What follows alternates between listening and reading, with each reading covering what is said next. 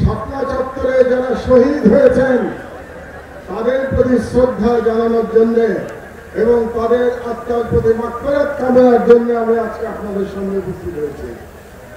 সেই সঙ্গে আমি জুলাই বিপ্লবের শহীদদেরও শ্রদ্ধাভরে স্মরণ করছি। আমাদের স্মরণে রাখতে হবে যে 2013 সালের সেই শাপলা চত্বর গণহত্যার পর এই প্রথম আমরা আবার মুক্ত বাংলাদেশে, দ্বিতীয় স্বাধীন বাংলাদেশে এরকম একটি মহাসমাবেশ করতে সক্ষম হয়েছে। আগে আমাদের এই দীর্ঘ পথ পরিক্রমায় যারা জীবন দিয়ে আমাদের জন্য সহজ করে দিয়ে গেছেন তাদের সকলের প্রতি আমার অসীম শ্রদ্ধা এবং ভালোবাসা এবং তাদের পরিবারের প্রতি আমি সমবেদনা জ্ঞাপন করছি। আমি একটু অবাক হয়ে যাচ্ছি যে হেফাজতের তরফ থেকে কিংবা ভিকটিমদের তরফ থেকে এখনো 2013 সালের শাপলা গণহত্যার জন্য যে মাস্টারমাইন্ড ছিল সেই দানব ফ্যাসিস্ট শেখ হাসিনার বিরুদ্ধে মামলা দায়ের করা হয় নাই। আপনারা কেন এখনো মামলা দায়ের করেন নাই আমি জানি না। আমি মনে করি শাপলা চত্বরে যারা গণহত্যার শিকার হয়েছে তাদের প্রত্যেকের শেখ হাসিনার বিরুদ্ধে গণহত্যার মামলা দায়ের করতে হবে। দ্বিতীয় যে কথাটি আপনাদেরকে আমি বলতে চাই, আমরা মুসলমান, উম্মার প্রতি আমাদের ভালোবাসা থাকতে হবে। তাই গাজার শহীদ এবং কাশ্মীরের মুসলমানদের উপরে যে জুলুম চলছে তার বিরুদ্ধে আমাদের ঐক্যবদ্ধভাবে আন্দোলন চালাতে হবে।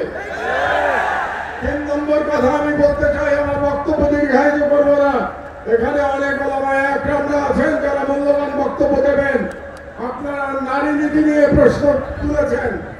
এ ব্যাপারে প্রথমে ডক্টর ইউনূস সরকারের প্রতি আমার একটি প্রশ্ন আছে যে আপনারা কেন অপ্রয়োজনীয় ইস্যু তৈরি করছেন? নারী কমিশন করবার জন্য জুলাই বিপ্লবের তরুণেরা জীবন দেয় নাই, তারা জীবন দিয়েছিল বাংলাদেশকে ফ্যাসিবাদ মুক্ত করবার জন্য, বাংলাদেশ থেকে ভারতীয় আগ্রাসনবাদ মুক্ত করবার জন্য। কাজেই আপনারা সরকারে বসেছেন যাতে করে বাংলাদেশে আর ফ্যাসিবাদ ফিরে আসতে না পারে। আপনাদের দায়িত্ব শুধুমাত্র সেই সংস্কারগুলি করা যে সংস্কারের মাধ্যমে বাংলাদেশে ফ্যাসিবাদের পুনরুত্থানের পথ আমরা বন্ধ করতে পারবো। কাজেই ডক্টর ইউনূস সরকারের প্রতি আমার বাংলাদেশের একজন প্রবীণ নাগরিক হিসেবে পরামর্শ থাকবে, আমরা দেখতে পেয়েছি আপনারা অনেকগুলো অপ্রয়োজনীয় সংস্কার কমিশন করেছেন। এই সমস্ত সংস্কার কমিশনের কোনো প্রয়োজন ছিল না। আপনারা রাষ্ট্রের সম্পদ এবং সময় নষ্ট করছেন।